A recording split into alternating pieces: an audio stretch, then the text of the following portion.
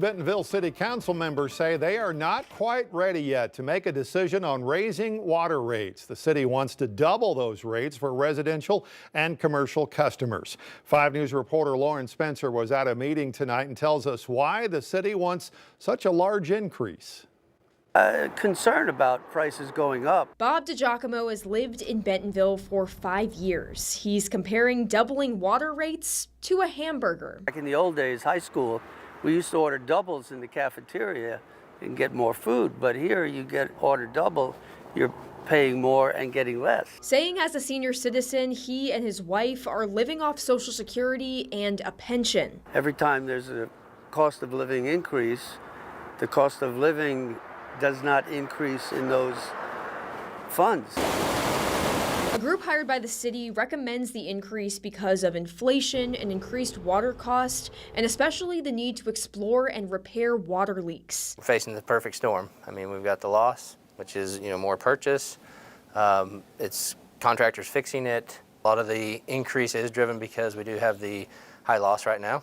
We're 50%, a little bit over that. Kind of depends on the month. The water rates are just one part of the monthly bill. Mike Bender, director of water utilities, says only the water portion will double. If you are kind of the average customer, you're going to see your water bill, the water portion of your bill, go up by about $25 a month if it's approved. Now, if the rates don't go up, we stop fixing leaks.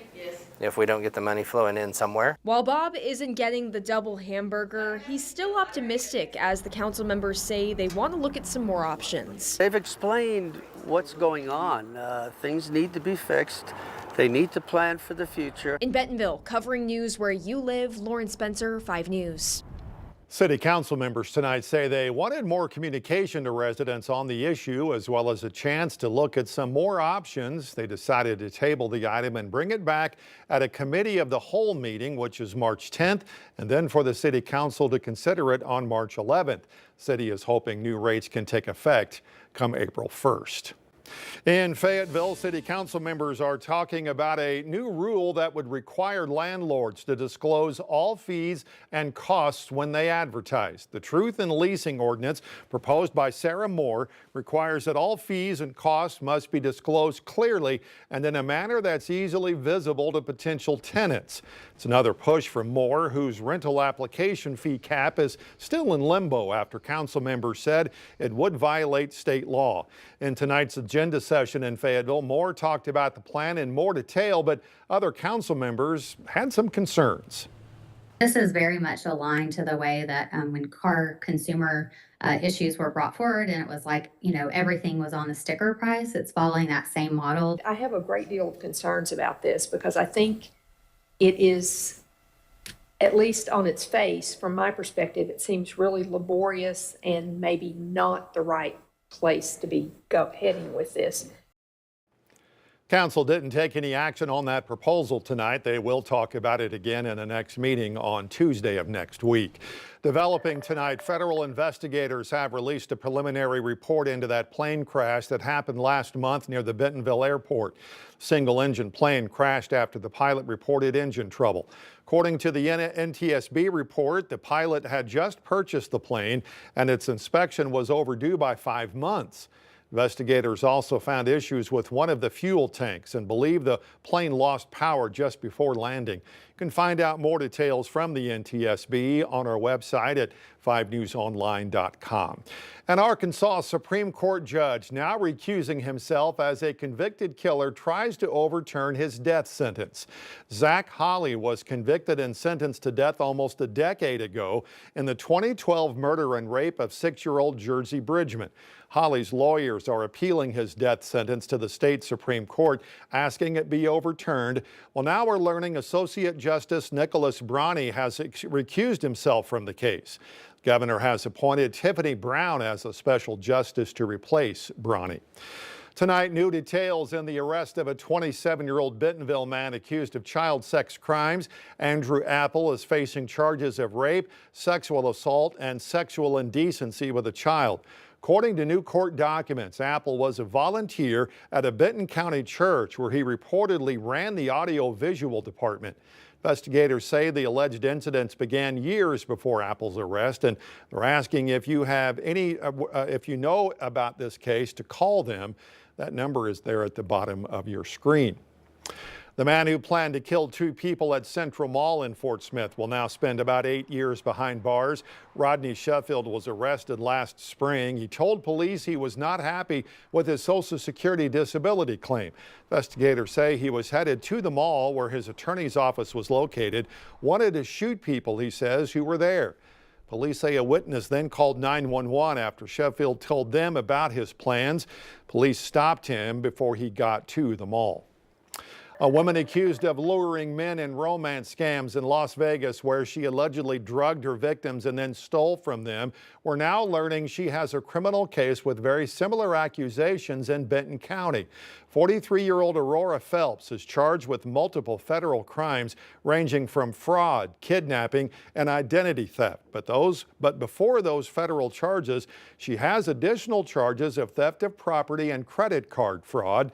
As she faces more serious allegations in Nevada, Benton County Prosecutor Brian Sexton says they are waiting to see how things play out before getting her back to Benton County. Once we get the extradition process and she returns back to the country, there's most likely the higher chances are she's going to go and face her more serious allegations in Nevada first. We'll be waiting to see, 1, if she's subject to release, 2, if she clears those charges.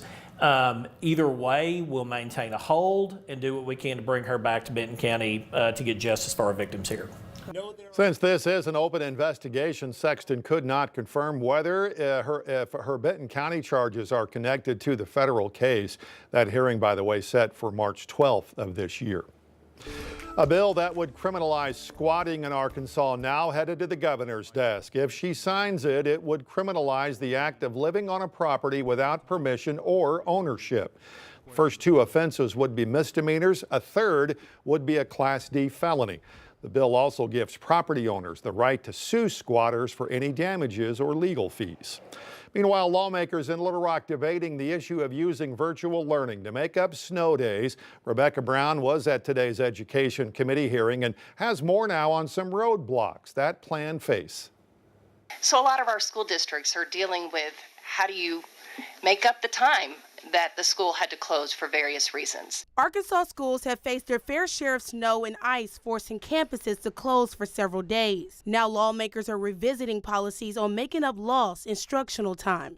But once we take care of the safety factors there, the next thing that we have to look at is, okay, how are we going to claw back as much of that instructional time as we can for our kids and get them those good educational outcomes that they deserve. On Tuesday, Representative Julie Mayberry introduced House Bill 1370 to the House Education Committee. She says the bill allows public school districts to include extra days or their hourly equivalent in their annual calendar in the event of weather or other circumstances that may force them to close. Those first 5 days that the school district cancels, they have to do makeup in person.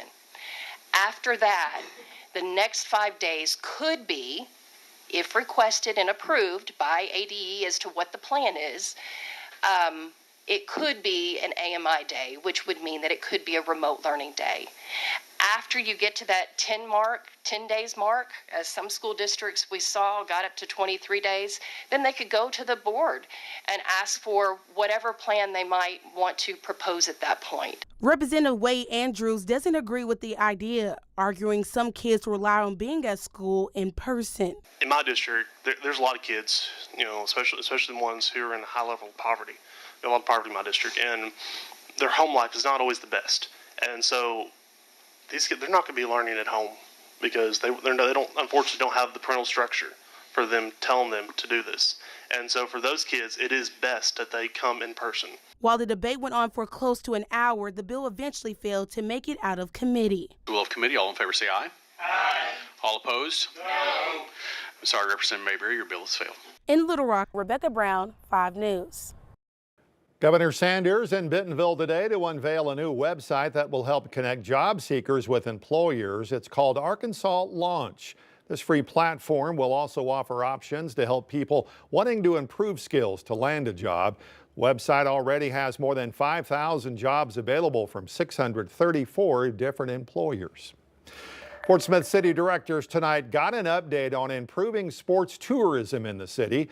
Fort Smith Advertising and Promotion Commission paid for a study by two groups called Huddle Up and Synergy Sports. Two companies put together a sports tourism strategic plan which goes along with a proposed sports complex in the city. 5 locations in the city where this indoor-outdoor complex could locate, bringing in at least $4.5 million in visitor spending. Ashley Backert is the executive director at the A&P Commission and says if we build it, they will come. Sports will drive, people will give up things to invest in. Little Johnny, my own personal experience of traveling to go run a marathon because that's a part of my bucket list. Yeah. I will defer my own individual spending to make sure that those things happen and they are successful in facilities that do it right, and they will get repeat for the long haul. The initial cost of a sports complex would be about $30 million. City directors next month will consider approving a resolution allowing the A&P Commission to get the ball rolling on this project. Police officers from the River Valley serving up dinner tonight at the Texas Roadhouse, part of the Tip a Cop fundraiser for the Special Olympics of Arkansas. Officers from Fort Smith and Van Buren both volunteered with 100% of their tips going directly to help the Special Olympics. It grounds me as an officer. It reminds me of what this is all about, but also it's just building partnerships within our community. This year's Special Olympics Summer Games scheduled to take place May 22nd to the 24th at Harding University in Searcy.